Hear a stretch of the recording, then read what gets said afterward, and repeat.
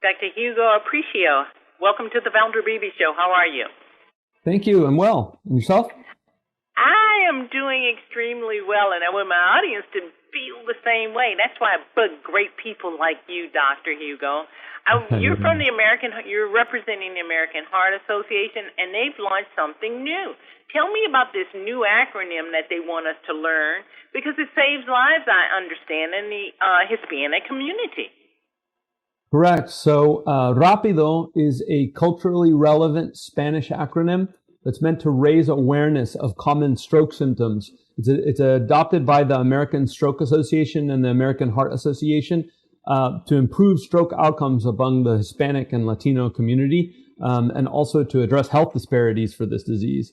So it's important for people who speak Spanish to be able to recognize symptoms of a stroke using Rápido, and it stands for R, rostro caído, A, alteración del equilibrio, P, pérdida de fuerza en el brazo, I, impedimento visual, D, dificultad para hablar, and O, obtener ayuda.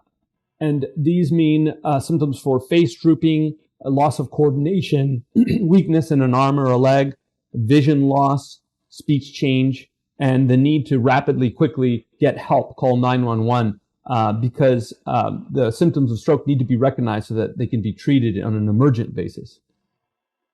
Give us an understanding why it's important to have a Spanish language acronym, because you know how people are. They say, well, you need to say it in English.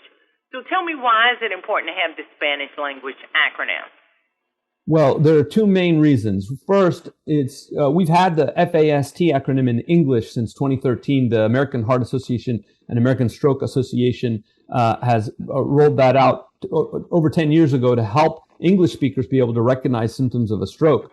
But with research, recent research has shown that 18% of Hispanics and Latinos in the country aren't familiar with symptoms of stroke. So that, combined with the fact that the prevalence or the occurrence of stroke among Hispanics is increasing, and over the next decade we'll see up to 30% of Hispanic males will have suffered a stroke. So it's very important with these 2 points, the increased prevalence and the low recognition of stroke symptoms, that we target this high-risk subgroup. How can the risk of stroke across the board, how can we lower that, Dr. Hugo? Yeah, so while it's certainly true that people who've had a previous stroke are at higher risk, and risk also increases with age, it's really important to know that stroke can happen to anyone at any age, men or women. And so what we do know is that about 80% of strokes are preventable, and this can be done by controlling risk factors. Very important risk factors like diabetes, obesity, high blood pressure, high cholesterol, and also treating and managing atrial fibrillation. These are conditions that, when they're uncontrolled, severely increase risk of stroke. And so we meant to focus on these to be able to reduce them across the population as a whole.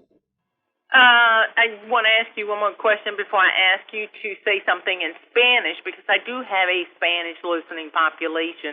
They're probably like second generation, but I do want you to say that. But I want to know, where does weight fit in that? Because as you know, from what I understand, the Latino and African American population, we're considered the heaviest in American population.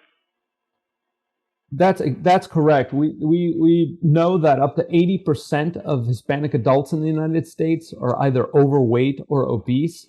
And that's a pretty astonishing figure, but not just obesity, but also conditions like high blood pressure and diabetes go along with that. The Hispanic and Latino population also tends to have earlier age of onset for diabetes.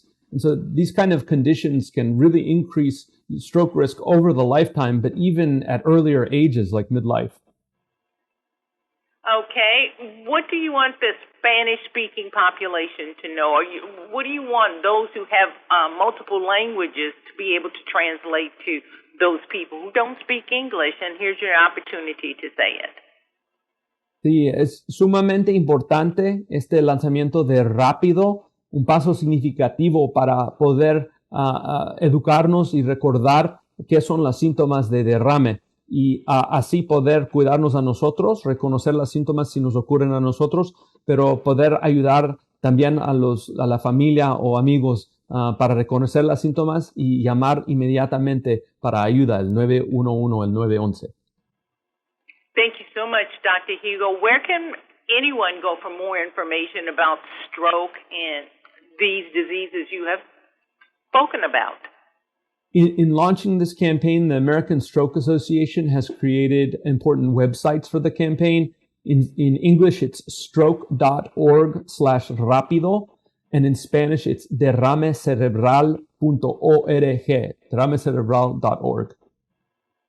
Dr. Hugo, you have been such a great asset stopping by the Valder Beebe Show. You make my show shine, especially to those people who speak multiple languages. I really appreciate you, and maybe we can make a change in this disease, and we won't have to talk about it anymore. Thanks for being my guest. Appreciate your time. Thank you.